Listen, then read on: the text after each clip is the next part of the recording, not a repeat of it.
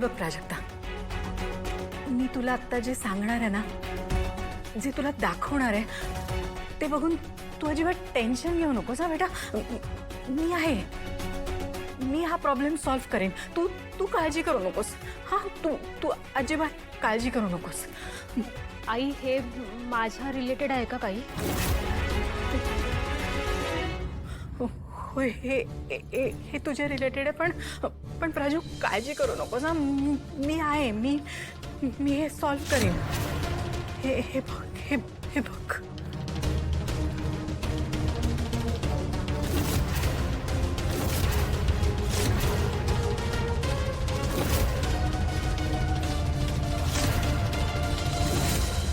आई, काय हे? तुला कोणी पाठवलंय का?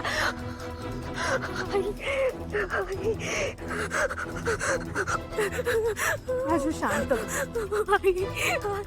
शांत. आणि आपल्यासारख्या लोकांनी या असल्या गोष्टींनी घाबरून जायचं नसतं.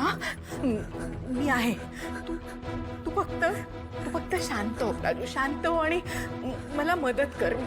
मला एक गोष्ट सांग, नीट आठव त्या दिवशी तो चरण जेव्हा तिथे होता तेव्हा तुमच्यासोबत अजून कोणी होतं का?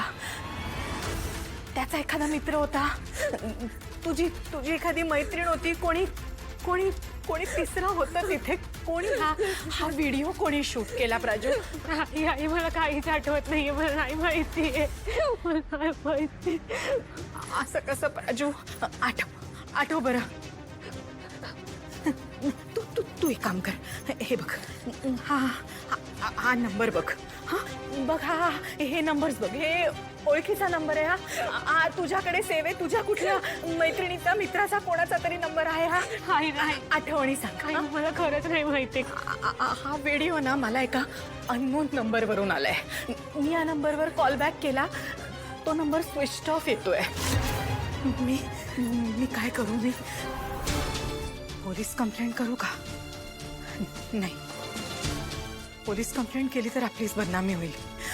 I am stuck. राजू, आठव ना.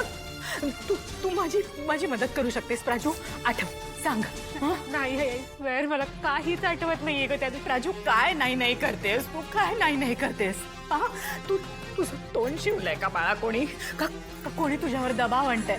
तू मला सांग प्राजू, सगळं सांग. खरं सांग. प्रत्येक गोष्ट सांग मला. मी काढीन तुला यातनं बाहेर. सांग, बोल बेटा, बोल.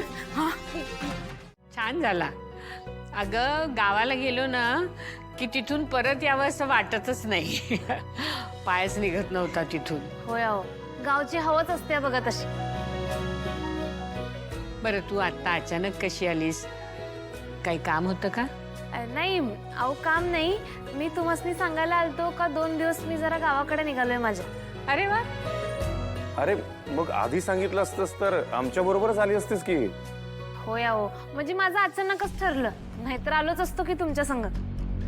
आपल्या बरोबर आलीस ती म्हणजे? गाव कुठलं तुझं? अगं आई, ज्या गावामध्ये आपलं नवीन रिसॉर्टचं काम चालू आहे ना, त्याच गावची आहे.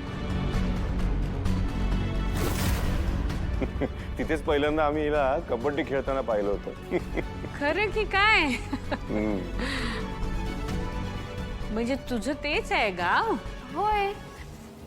अरे मग राजन, कमळीला गौरीबद्दल माहिती असेल की?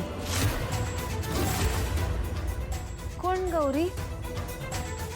माझी पहिली बायको. होय काय? म्हणजे तुम्ही एवढ्या वर्ष जिला हुडकताय ती? आओ, विषय संपला मग. आओ तुम्ही, आजी मला आधी तर सांगायचं की नाही, मी हुडकून काढलं असतं की नाही. म्हणजे आमचं गाव तसं सगळं पसरलेलं आहे, पण लय बी मोठं नाही. आओ, मी हुडकून काढलं असतं लगेच. आओ मला सांगा, त्यांच्याबद्दल अजून काय माहिती आहे का? म्हणजे मी काय करतो, सगळं जाऊन आमच्या आबासनी सांगतो. अहो, आमच्या आबासने तर सगळी पंचकृषी ओळखते बघा. बोल. तू कुठे बाहेर भटकायला गेलीस? लागली वाटतं भावाची हवा. वेड्यासारखं काही एक बोलू नको, कळलं ना? हे कुठे फिरायला वगैरे गेलेलं नाहीये मी. एका महत्वाच्या कामासाठी आलेले आहे. महत्वाचं काम कोणतं? सबुरी सबुरी सब्र का फल मीठा होता है रागिणी. थांब. तू आणि तुझं हिंदी प्लीज काय चुकीचं बोलले मी? नीट सांगशील काय काम आहे? सांगेन ना, वेळ आल्यानंतर सगळं सांगेन तुला. तू ना फक्त अनिकाला सांभाळ.